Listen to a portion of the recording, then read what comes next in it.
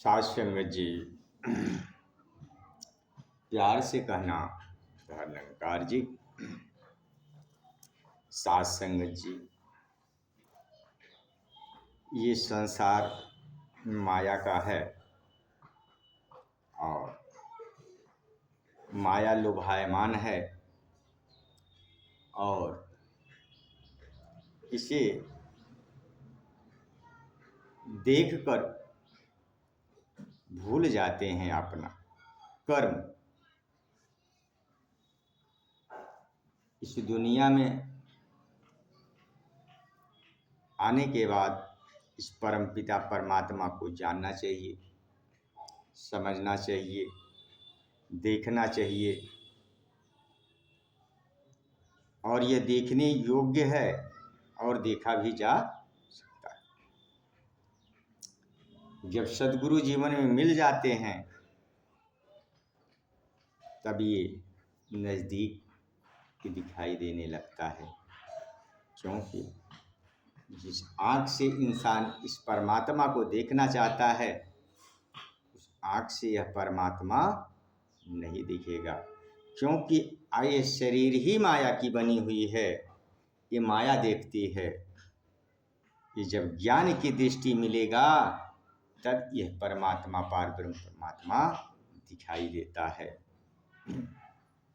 इसीलिए संत महात्मा ने कहा है कि है वस्तु कहीं ढूंढत कहीं, कह कही विधि आवे हाथ, कहत कबीर तब पाई जे कि वेदी लीजे साथ।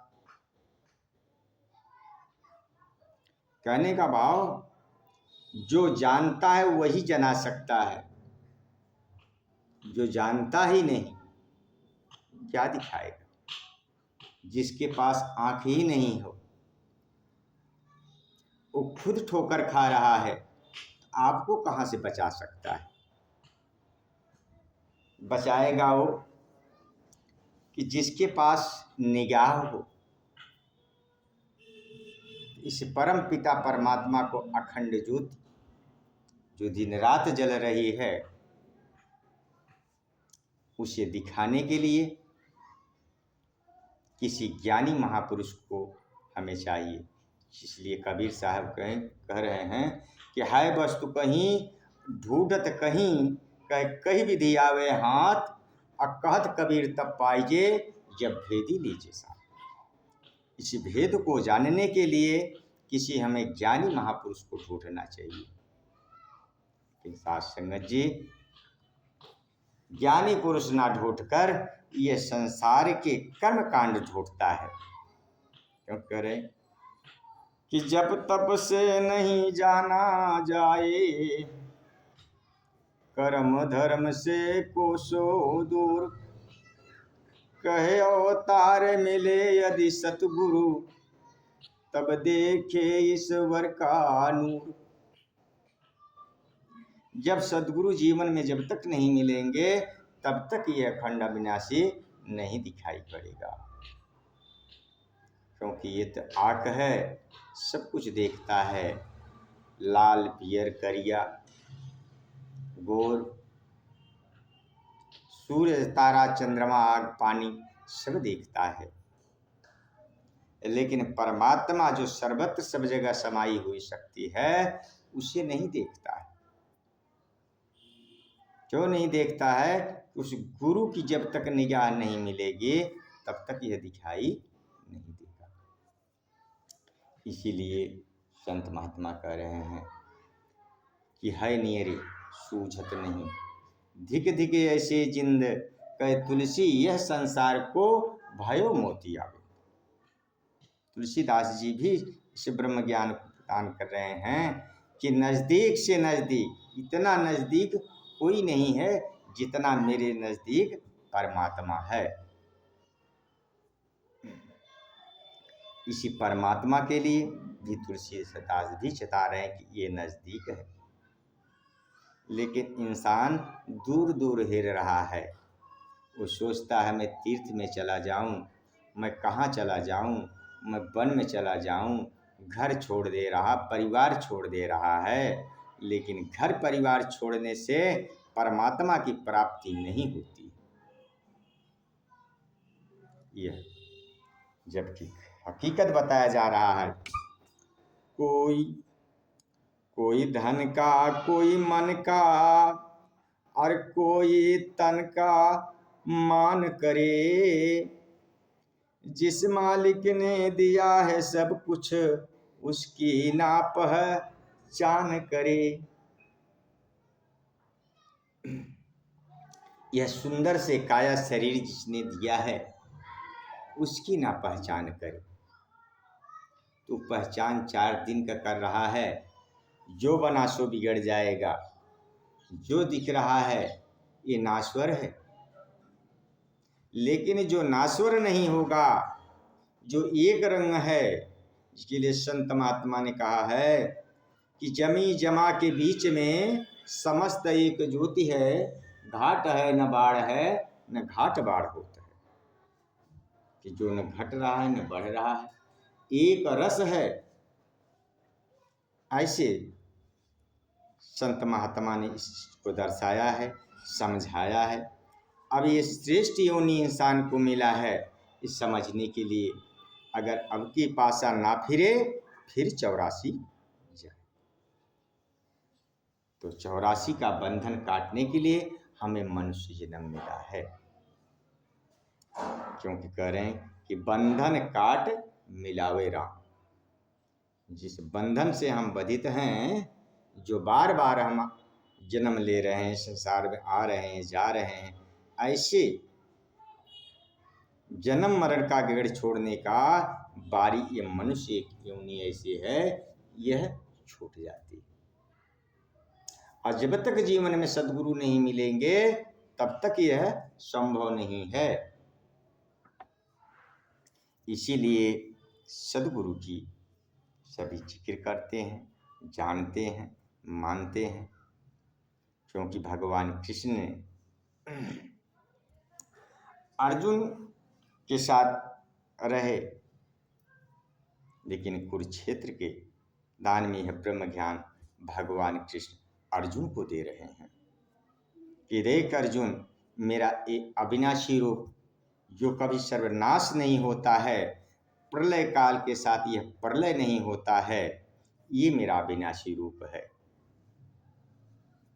इसीलिए इस बात को कबीर साहब ने भी कह रहे हैं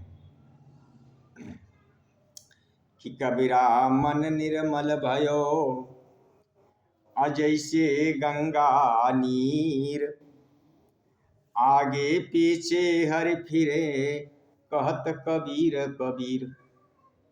कि परमात्मा मेरे चारों तरफ तो है, मेरे अंदर भी है, मेरे बाहर भी है, इस चारों तरफ मेरे परमात्मा है, लेकिन वह निगाह ना होने के कारण मैं दूर दूर ढूंढ रहा हूँ। दूर दूर ढूंढे बिया बनवा।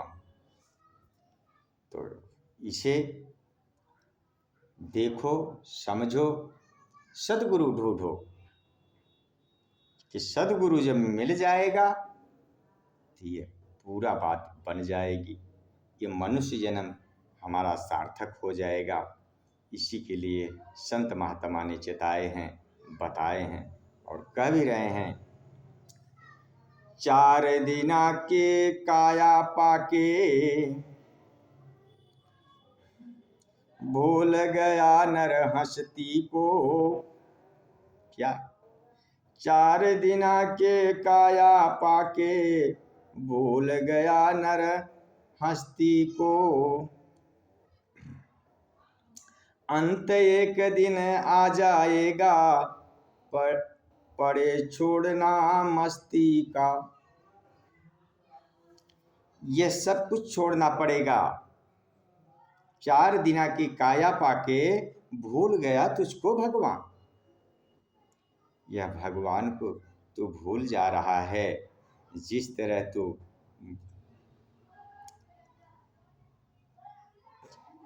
84 लाख योनियों से भटक भटक कर तुम्हें यह मनुष्य जन्म मिला, कि प्रभु कृपा करो और जब हम मनुष्य योनि हो जाए तो हम ये छुटकारा ले लेंगे। जो तूने सोचा आज वह क्या हो रहा है। आज अपने मस्ती में घूम रहा है। परमात्मा कौन है, क्या है, मेरे आगे कौन है, मैं जो चाहूँगा वो होगा।